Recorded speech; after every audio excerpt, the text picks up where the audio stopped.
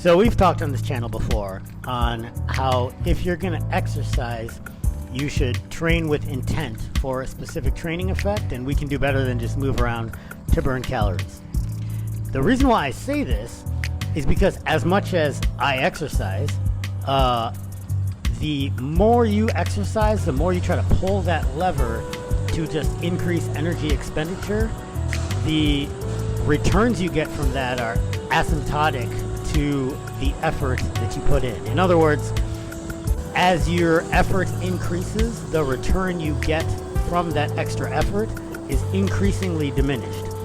This is the stimulus to fatigue ratio concept writ large, and why, as much conditioning as you see me do, I limit it to no more than an hour each day. You can, and I have, tried to out-exercise a bad diet, and at one point effectively succeeded, but that was called being deployed in Afghanistan, walking 20-something kilometers every day with 100+ pounds of gear on, and doing rowing metcons and lifting weights at the same time. And even then, I wasn't out exercising a bad diet, I was out exercising a massive amount of calories. But it was still like steak, rice, chicken, tuna, protein bars, etc. Anyways, the attempt at out exercising a bad diet eventually becomes untenable for most people who aren't professional endurance athletes or Olympic swimmers like Michael Phelps or whatever other outlier examples that people that say, well, no, you actually can out-exercise a bad diet, like to put forth. The main reason why this happens is on account of a thing called Ponzer's paradox. So there's this anthropologist at Duke University who's still alive and researching, Herman Ponzer.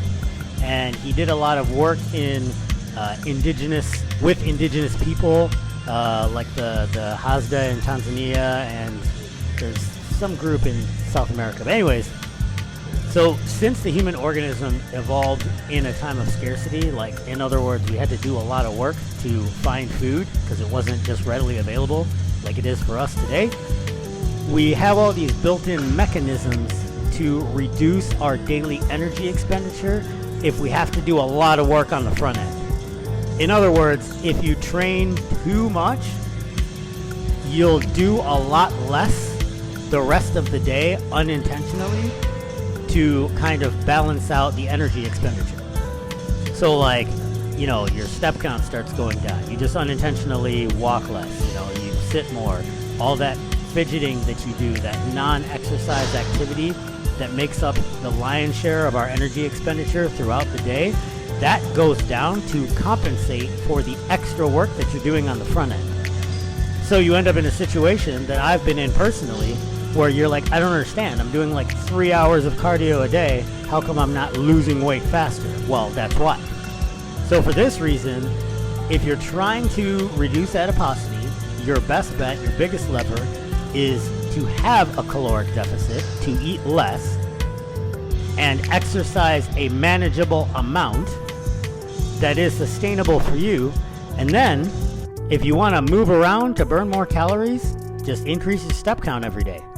Those three things in combination, a purposeful, titrated amount of exercise, a small caloric deficit, and 9,000 plus steps a day, is your simplest, most manageable way to lose weight and keep it off.